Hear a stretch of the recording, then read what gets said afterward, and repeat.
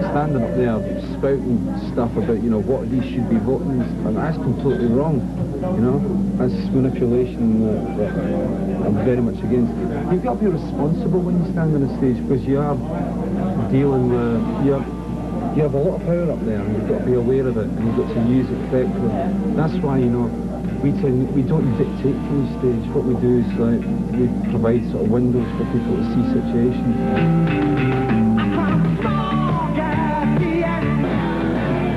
Tried out a lot of the new material from the new album for the first time. Yeah, 3 tracks. How were they received?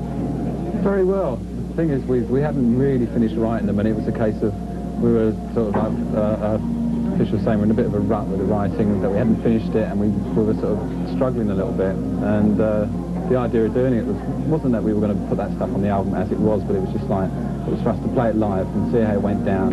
And you can tell straight away whether or not it's working, you know. And we came back much more positive, all 5 of us were like, yeah, you know, we know what we're doing now. We finished the album 2 weeks after that, you know, and it's taken us quite a few months to get to that stage, you know. The great thing about doing like new stuff, like before it's recorded, is that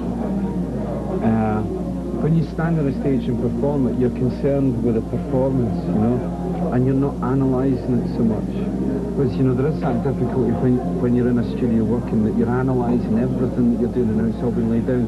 But once you're up on a stage and you've got an audience in front of you, you become so involved in the song, you know, you start hitting notes that you would never normally hit, you know, in a studio environment. So, I mean, it's very, very positive. And we've decided that, you know, after having done that the next album we write, we're going to put in club dates and things in the middle of the writing, so we can test it and find out more about the material while we're writing it. The Childhood was an album that's a concept. It's a new album. Yeah, it's conceptual as well. It's separate from the trilogy of script producers here for Gazi and Miss Childhood. But it's sort of written third person this time, and we've invented a character called Torchy.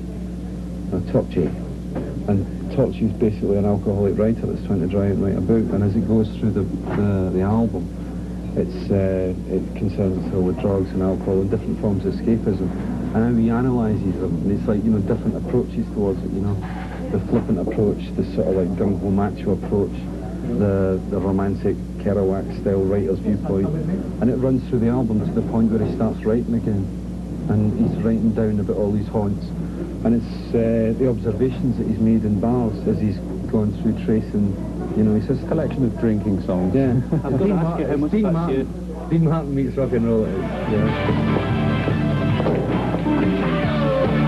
It's a great video to record, because one of the hassles we've had with EMI in the past is that, you know, because you're talking about vast amounts of money for the video, it's very hard for them to, like, you know, trust the band with, like basically complete control.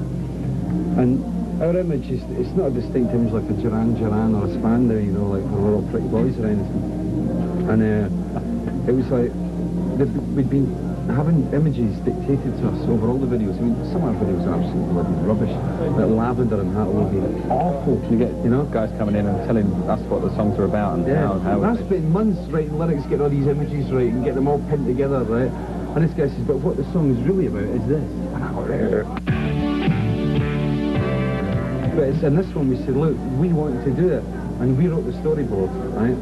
And what you see in Camille Nakano is probably the closest you'll ever get to seeing the real Marillion, right? I mean, it's us in the Marquee Club, you know?